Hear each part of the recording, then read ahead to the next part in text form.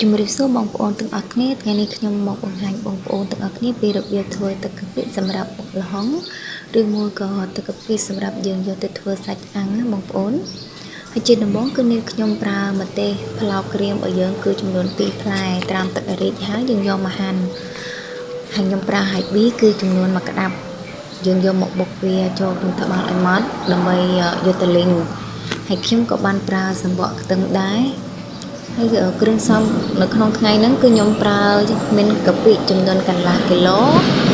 ម្ទេសពិតក្រៀម2ផ្លែនិងទឹកជ្រក់ខ្ទឹមគឺរៀងច្រើនតិចណាហើយប៊ី1ក្តាប់ទឹកស្អាត500 ml ស្ករត្នោតគឺ300 ក្រាមហើយជាដំបូងគឺយើងលីងសំបកខ្ទឹមរបស់យើងឲ្យឡើងស្រួយបន្តិចមកយើងធ្វើការចាក់ហើយប៊ីនៅម្ទេសក្រៀមដែលយើងបុករួចហ្នឹងចូលរំលីងជាមួយគ្នាបងប្អូនពេលដែលហើយប៊ីរបស់យើងរៀងឈ្ងុយគឺយើងចាក់ស្ករត្នោតចូលមកហើយស្ករត្នោតនេះបើសិនជាបងប្អូនប្រើស្ករដែលស្ងួតដូចជាខ្ញុំបងប្អូនថែមទឹកបន្តិចមកថែមទឹក2 3ស្លាបព្រាមកណា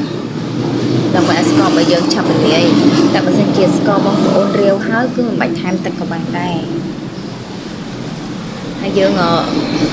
រំលាយស្ករឲ្យរលាយហើយយើងធ្វើការចាក់កាពិចូលពេលដែលយើងចាក់កាពិហើយយើងរំងាស់បន្តិចឲ្យឡើង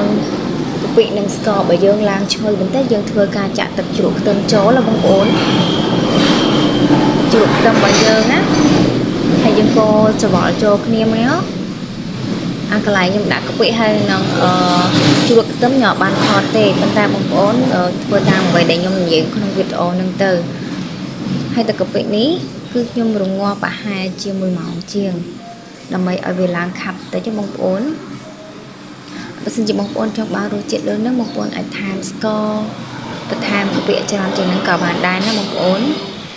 ហើយទឹកខ្ញុំប្រើចំនួន500 ml ណា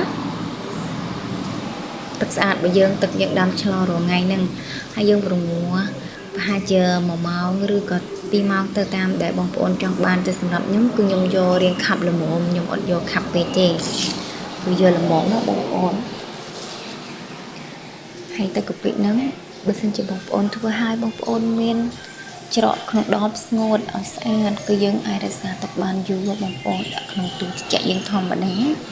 នេះជាសភាពទឹកគឺដែលខ្ញុំរងាស់គឺខ្ញុំរងាស់នេះគឺរងាស់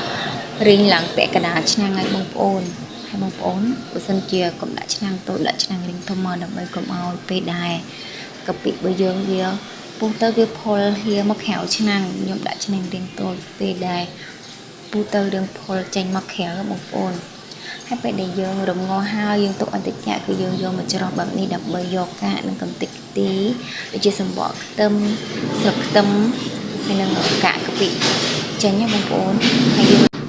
នេះជាសភាពទឹកកាពិដែលយើងរងាស់ហើយនឹងត្រាស់ហើយទាំងពណ៌ទាំងគ្រឿងគឺស្អាតហើយសម្រាប់បងប្អូនដែលមានចម្ងល់អីអាចខមមិននៅក្នុងក្រោមវីដេអូនឹងបានបើសិនជាបងប្អូនឆ្ងល់ពីគ្រឿងផ្សំអត់ច្បាស់ត្រង់ណាបងប្អូនអាចខមមិនសួរបានសូមអរគុណច្រើន